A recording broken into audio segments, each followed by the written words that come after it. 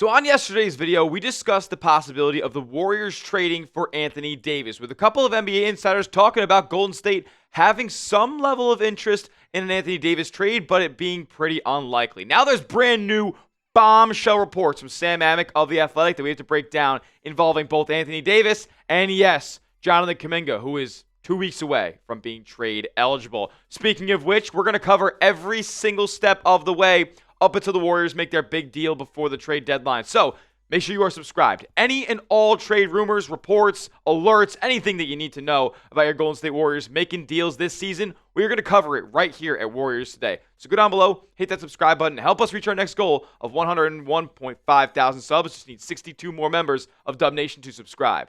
All right, so let's talk about this, man. Anthony Davis, Jonathan Kuminga. Is a trade possible? Let's hear from Sam Amick about it. He says, while a league source said the Mavericks do have interest in the Warriors, Jonathan Kuminga, who can't be traded until January 15th, but is widely expected to be dealt before the deadline, the fifth-year forward's salary, $22.5 million, comes well short of Davis's $54.1 million and would thus require the inclusion of another big contract. So we're going to get to that big contract in a moment. But this is the first that we've heard of Mavericks Jonathan Kuminga interest.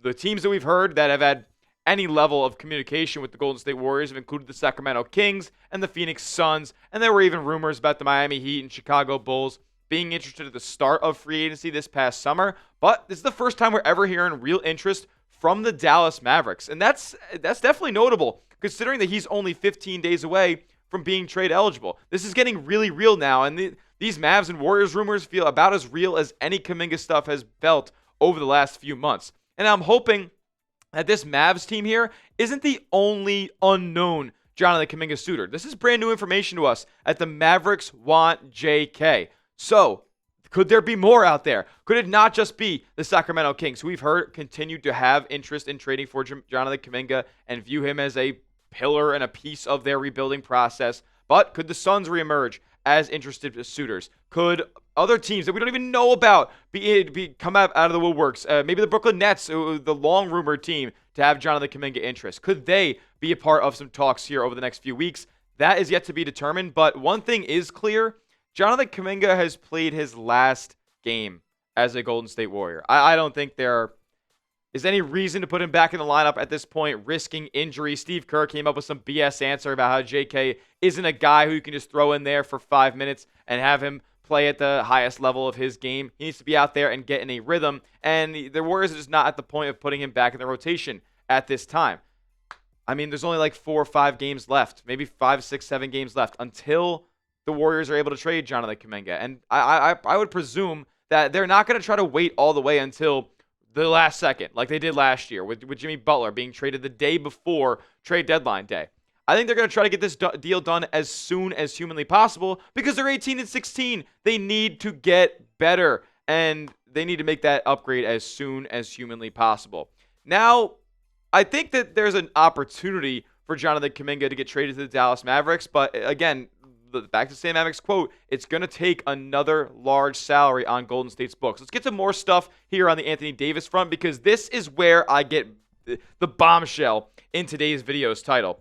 Sam Amick says that team sources say the Warriors have not completely closed the door on a prospect of doing an Anthony Davis deal. It appears unlikely, though. What's more, it should be noted that the Mavericks called Golden State about the Davis possibility, not the other way around. Whoa. Okay, so that's brand new information here. We thought that Golden State had, well, having a little bit of interest, but Anthony Davis is the guy that's getting floated around in all these trade rumors this season. But Golden State maybe threw out a phone call to him and just talked about potential frameworks and stuff like that. But no, this was Dallas making the call, not Golden State. So that's brand new information here. They want to do a deal with the Warriors for Anthony Davis. Does Golden State want to play ball? I'm not so sure because Golden State would have to give up another large chunk salary. Draymond Green, they're not going to give up Jimmy Butler in this deal in addition to Jonathan Kuminga. I mean, that would make no sense whatsoever. So they would have to give up Draymond Green in this deal, the next highest salaried player at $25 million per season. And they don't want to do that. We've heard time and time again from Mark Stein, from Chris Haynes, from even Sam Amick, I believe, who put in his report that the Warriors have no interest in trading Draymond Green away at this point. And look, I don't blame them. I think Draymond Green is a little bit more valuable to Golden State than he would be anywhere else around the league. Like, the Mavs don't want Draymond Green either. There aren't a lot of teams. Find me a team that does want Draymond Green on their roster at this point. There aren't too many. So that's going to be a tough hurdle to jump if the Warriors want to make a deal for Davis at any point here in the next month or so. But it's still a possibility. Maybe the Mavs decide, hey, we'll take a guy like Draymond Green. He's not going to help us win that many games, carrying the offensive load that he would carry in Dallas. So maybe they just take him on here. He's got one more year left on his deal, and they maybe try to trade him in the offseason. Who knows? Maybe back to Golden State or something crazy like that. But this is what the trade framework would be from the Warriors' point of view. We don't know exactly what the Mavs would be sending out. Maybe it's Dante Exum. Maybe it's some other salary to match up. But this is really the crux of the situation here. This is what Warriors fans kind of have to come to terms with in terms of a Anthony Davis trade. They'd be getting AD. Warriors would be getting AD. But you'd be trading out Jonathan Kuminga, Draymond Green, and then one of Moses Moody or Buddy Hield. I would presume Buddy Hield is a little bit less valuable to Golden State, so they would want to get that $9 million off of their books. But this is what you have to decide for yourselves. Is this worth this? Let me know what your thoughts are down in the comment section, because there would definitely be some picks involved as well. I would presume at least one first-round pick from the Warriors would be going away whether it would land in Dallas or somewhere else if this turned into a multi-team deal. Regardless, should the Warriors trade for Anthony Davis? T for trade, P for pass. Very simple question. You comment down below. I'm hesitant, man, because, I'm not going to outright say pass because I think that he is a superstar level player. I'll talk about that more in a moment. But Anthony Davis is such a huge gamble for this team that already has Steph at age 37, that already has Jimmy Butler age 35, 36, whatever he is at this point. He still misses games. Steph misses games. They have to take chunks out of the game off. They can't play too many minutes of the second night of a back-to-back if they played in the first night.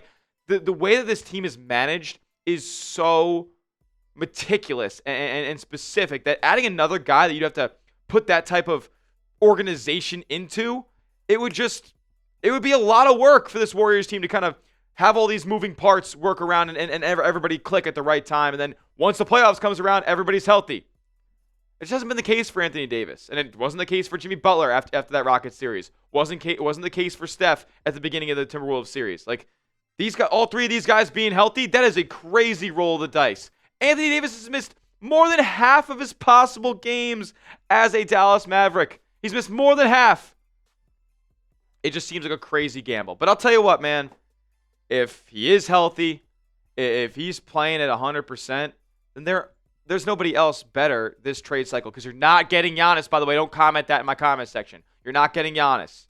So this is the best player that you could possibly acquire at the trade deadline. There's just no ifs, ands, or buts about it. And with him being kind of publicly shopped at this point, he maybe could come at a little bit of a discount relative to what his real value was if he wasn't being shopped by the Dallas Mavericks here. Now, coming up next, we're going to get into the Warriors and the Hornets game, because some more good news came your Golden State Warriors way. We'll get to that in just a moment. First, though, I got to tell you guys about our sponsor on today's video, and that, of course, is PrizePicks, the best daily fantasy sports app in the game. This episode is brought to you by PrizePicks. Whether you're starting a new routine or making player picks for the first time, trying something new can be hard. But in life and on PrizePicks, it always feels good to be right. With high-pressure playoff matchups every weekend and elite hoops action almost every night, the action never stops. And PrizePicks lets you take control by picking 2 to 6 players and picking more or less on their projected stats. You can win up to 2,000 times your money in one single lineup on PrizePicks.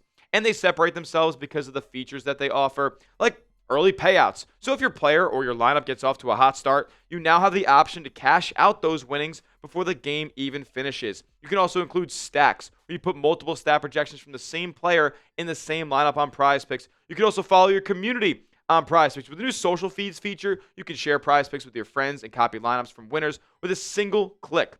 Copy lineups you like or use them as inspiration for your own picks. You can even follow PrizePicks partners like us and tail or fade our picks with just one click. And the lineup that I'm rolling with for this football weekend, the last one of the regular season, I got Tedero McMillan more than 56.5 receiving yards on Saturday, and then Tyler Shuck more than 232.5 passing yards on Sunday. You can tell my picks or fade them. Just do it at PrizePicks. Download the app today and use the code CLNS to get $50 in lineups after you play your first $5 lineup. That's code CLNS to get $50 in lineups after you play your first $5 lineup. PrizePicks. It's good to be right. I mean, those numbers are absurd. A season high 24 made triples for your Golden State Warriors. Look, I'm not going to sit here and act like the defense was all that great. They let up 125 points to the Charlotte Hornets. But to continue to play well on the road, on this East Coast road trip, in a game that was in a weird slot, man. I mean, 10 a.m. Pacific it started, 1 p.m. Eastern time. Warriors' body clocks had to be all out of whack. They're playing in the morning. And this veteran team still got up to play. You would think a team like Charlotte, young, athletic, spry, like able to get up and go for these types of early game matchups, they'd have the upper hand in a game like this. But no, it was the vets who took over. And Warriors did all this despite turning it over 19 times. Steph with a solid outing, man. I'll tell you what, they were hounding him in this game. It felt reminiscent to the Houston Rockets playoff series last year where he was just getting held, face guarded, roughed up, shoved around, and the calls weren't going his way. Spoiler alert, that's nothing new. But he played well, man.